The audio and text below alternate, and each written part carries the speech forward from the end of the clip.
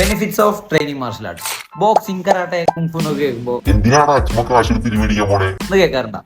എന്നാലേ ചന്നം ഭിന്നം ഇടികൾ വന്നുകൊണ്ടിരിക്കുമ്പോൾ എഫിഷ്യന്റ് ആയിട്ട് ഒരു ബോഡി മനസ്സും ചേർന്ന് പ്രവർത്തിച്ചാൽ മാത്രമേ ഒരു ഫൈറ്റ് ചെയ്യാൻ പറ്റുള്ളൂ. ഒരു ജീവി എന്ന നിലയിൽ നമ്മൾ ഡെവലപ്പ് ചെയ്തെടുക്കേണ്ട കംപ്ലീറ്റ് സെറ്റ് ഓഫ് സ്കിൽസ്. ഇതിനെ സ്പ്ലിറ്റ് ചെയ്യുകയാണെങ്കിൽ ആദ്യം മെന്റൽ സ്കിൽസ്.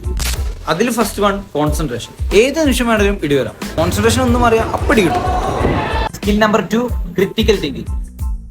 ക്രിട്ടിക്കൽ ആയ ഒരു സിറ്റുവേഷനെ കറക്റ്റായി ഇവാലുവേറ്റ് ചെയ്ത് ഡിസിഷൻ എടുക്കാനുള്ള സ്കിൽ.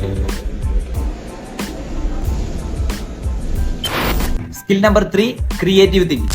ഓരോ ഫൈറ്റിലും നമ്മൾ ഒപ്പണന്റ് പല ടൈപ്പ് ആവും. ഹൈറ്റ് കൂടിയ ആള്, ഹൈറ്റ് കുറഞ്ഞ ആള്, ഇടിക്കുന്ന ആള്, ചവിട്ടുന്ന ആള്, കുത്തുന്ന ആള്, മറിക്കുന്ന ആള്, പലർക്കും പല സ്റ്റൈലാണ് ഉണ്ടാവുക. അപ്പൊ പല രീതിയിൽ വരുന്ന ഈ സിറ്റുവേഷൻസിനെ പുതിയ പുതിയ സ്ട്രാറ്റജികൾ ക്രിയേറ്റ് ചെയ്യാനും മാറി മാറി യൂസ് ചെയ്യാനും കഴിയും. Skill number 4 emotional regulation. പെട്ടെന്ന് ഒരാൾ വന്നിട്ട് അടിച്ചാൽ നമുക്ക് ദേഷ്യം വരും. ചില ആൾക്കാർ പേടിക്കും. ഇമോഷൻസ് പവർഫുൾ ആണ്, പക്ഷെ സിറ്റുവേഷൻ അനുസരിച്ച് ഉപയോഗിച്ചില്ലെങ്കിൽ കറക്റ്റ് ആയിട്ട് ഡിസിഷൻ എടുക്കാൻ പറ്റുന്ന വരില്ല. ഫൈറ്റിലാണെങ്കിൽ നല്ല ഡീ കിട്ടും.